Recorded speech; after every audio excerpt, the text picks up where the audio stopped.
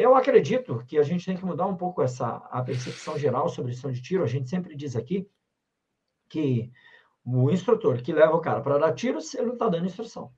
Então, ele tem que fazer uma boa apresentação da arma, tem que explicar todos os porquês, senão a pessoa não faz. Eu me lembro que nos cursos de formação, o instrutor ficava, vamos treinar em seco, sem saco pra caramba. Treinar em seco. Depois que eu entendi o porquê do treinar em seco, foi tardio, viu? Depois de 13 anos de exército.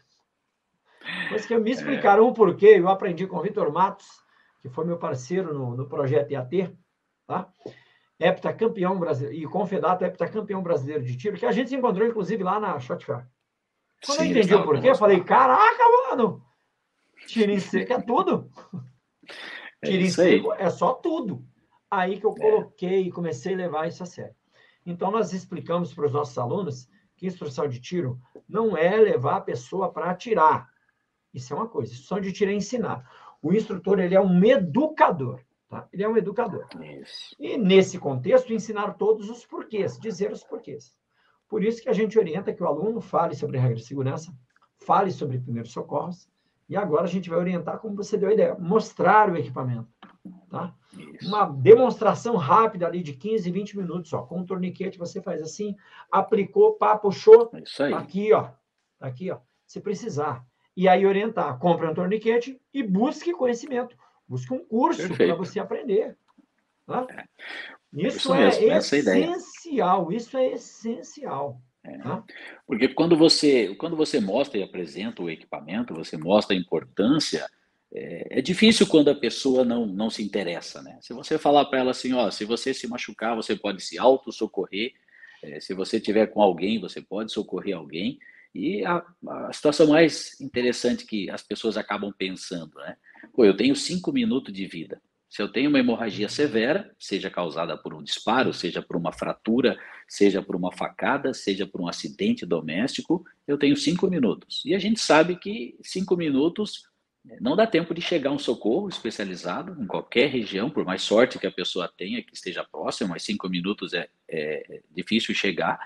E a situação que a pessoa não dá para improvisar com outra coisa em 5 minutos. Eu preciso de um torniquete. Então, isso que é o legal. Quando você fala para a pessoa alguns pontos, a pessoa vai pensar, vai analisar e ela vai buscar, né, mais conhecimento, ou seja, ela vai voltar para dentro da sua escola, para dentro do seu clube de tiro, para fazer um curso de APH, quando você divulgar, quando você promover, e ela vai estar com esse conhecimento, que às vezes é o que falta, né? A pessoa saber da importância e saber que existe um equipamento, né?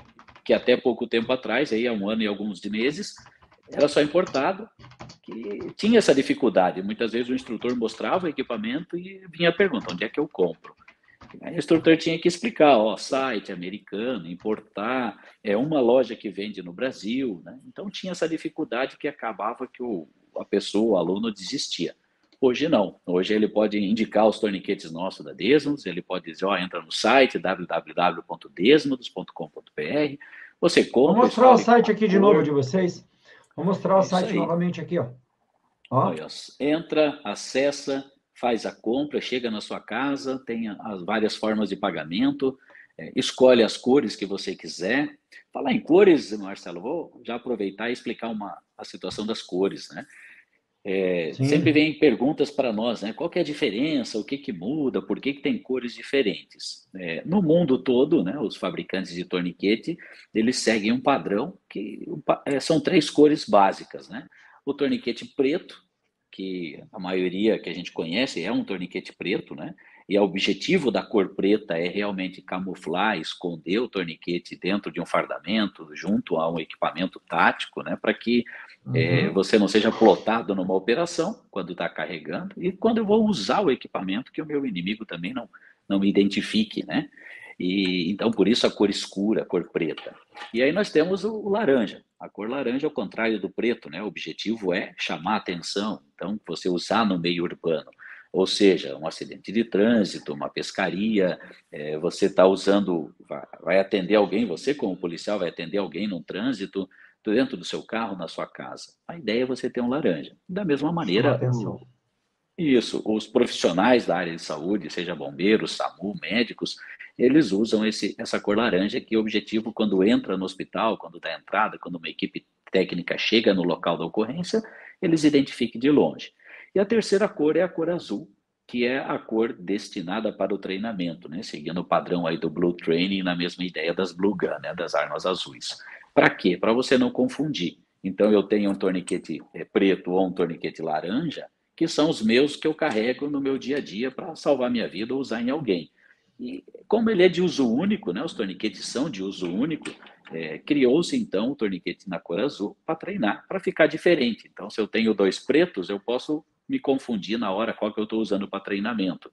E aí posso acabar usando de treinamento no meu dia a dia. Então, criou-se a cor azul. Porém, muitas pessoas perguntam, né? O torniquete de treinamento eu posso usar numa situação real? Pode, ele é o mesmo equipamento. Então, Ele é é isso que eu ia construído. perguntar. Os três Isso. torniquetes são idênticos, ou melhor, São. a estrutura é idêntica, só muda a cor mesmo para fazer a Perfeito. diferenciação, né? Essa distinção. Eles são produzidos com os mesmos materiais, com a mesma qualidade, só muda a cor.